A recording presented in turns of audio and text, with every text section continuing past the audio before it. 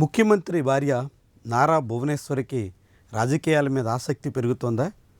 గతంలో ఎన్నడూ లేనంతగా ఇటీవల రాజకీయ విషయాల్లో ఆమె యాక్టివ్గా స్పందిస్తున్నటువంటి తీరు ఇలాంటి సందేహాలని కలిగిస్తుంది. వాస్తవానికి చంద్రబాబు నాయుడు జైలుకి వెళ్ళేటంత వరకు భువనేశ్వరి రాజకీయంగా అంత కీలకమైనటువంటి పాత్ర పోషించిన దాఖలాలు లేవు. అడపాదడపా కుప్పంలో ప్రచారానికి వెళ్ళడం, కొంతమేరకు ఓటర్లని ఓట్లు అభ్యర్థించడం, ఇలాంటి కార్యక్రమాలకే ఆమె పరిమితమయ్యారు.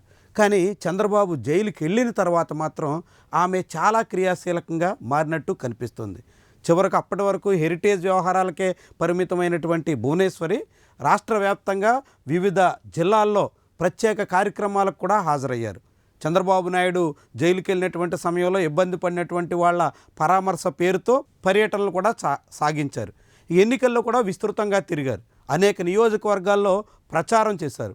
అధికారంలోకి వచ్చిన తర్వాత కూడా అదే రాజకీయ వ్యవహారాల్లో చురుగ్గా పాల్గొంటున్నారు. విజయవాడలో నిర్వహించినటువంటి మహిళా శక్తి కార్యక్రమానికి ముఖ్య అతిథిగా హాజరయ్యారు. ఆ తర్వాత వివిధ సందర్భాల్లో అధికారిక కార్యక్రమాల్లో చంద్రబాబు వెంట కనిపిస్తున్నారు.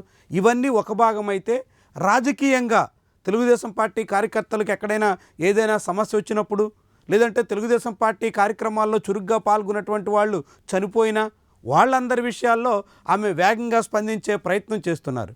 వీటితో పాటుగా పులివెందుల ఉప ఎన్నికల్లో గెలిచిన సమయంలో కూడా ఆమె చాలా దూకుడు ప్రదర్శించారు. పులివెందుల విజయం పట్ల ఆమె చాలా సంతృప్తి వ్యక్తం చేస్తూ బీటెక్ రవి భార్య లతతో వెంటనే ఫోన్లో మాట్లాడారు.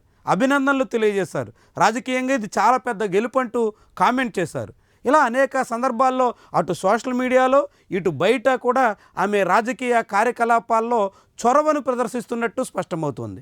భవిష్యత్తులో నారా భువనేశ్వరి తన రాజకీయ కాంక్షను చాటుకునే ప్రయత్నం కూడా చేస్తారా అనే అభిప్రాయం వినిపిస్తోంది. ఇప్పటికే నారా భువనేశ్వరి హెరిటేజ్ వ్యవహారాలకు సంబంధించి చాలా బిజీగా గడుపుతూ ఉంటారు.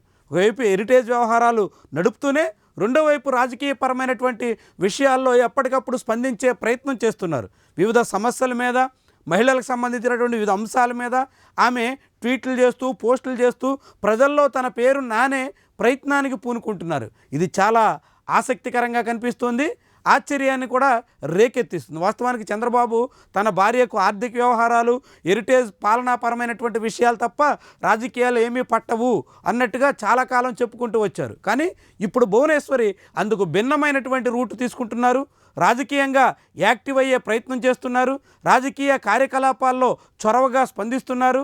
రాజకీయపరమైనటువంటి విషయాల మీద తన ఆసక్తిని చాటుకుంటున్నారు. ఈ ఆసక్తి కేవలం ప్రకటనలు, ప్రచారాలు వీటికే పరిమితమవుతుందా, లేకుంటే ఆమె కూడా నేరుగా గ్రౌండ్లోకి ఎంటర్ అయ్యే ప్రయత్నానికి కూడా పూనుకుంటారా చూడాల్సి ఉంది. ఆమె తండ్రి ముఖ్యమంత్రిగా చేశారు, భర్త సీఎంగా కూడా ఉన్నారు, తనయుడు ఇప్పటికీ మంత్రిగా కీలకమైనటువంటి బాధ్యతల్లో ఉన్నారు, ఆమె సోదరుడు బాలకృష్ణ ఎమ్మెల్యేగా హ్యాట్రిక్ విజయాలు సాధించారు. ఇంకా ఆమె కుటుంబానికి సంబంధించినటువంటి వాళ్ళు చాలామంది చాలా పదవులు అనుభవించినటువంటి చరిత్ర ఉంది. ఇలాంటి తరుణంలో ఇప్పుడు భువనేశ్వరి రాజకీయంగా ప్రదర్శిస్తున్నటువంటి ఆసక్తి మాత్రం సర్వత్రా చర్చనీయాంశం అవుతోంది.